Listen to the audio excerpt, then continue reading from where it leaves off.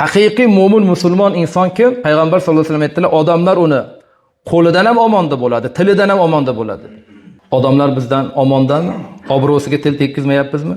Moli dunyosiga halol bo'lmagan botil yo'llar bilan qo'l urmayapmizmi? Qonini to'kmayapmizmi?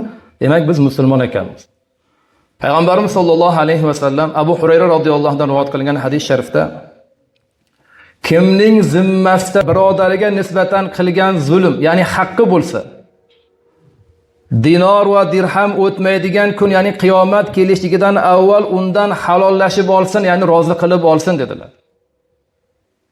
Chunki u kunda mazlum birodari uchun uning solih amallaridan olinadi. Agar solih amallari bo'lmasa, birodarning gunohlarini olib uning ustiga yuklanadi deb Imom Buxoriy rivoyatlarida Payg'ambar sollallohu alayhi vasallam ogohlantirdilar siz bilan.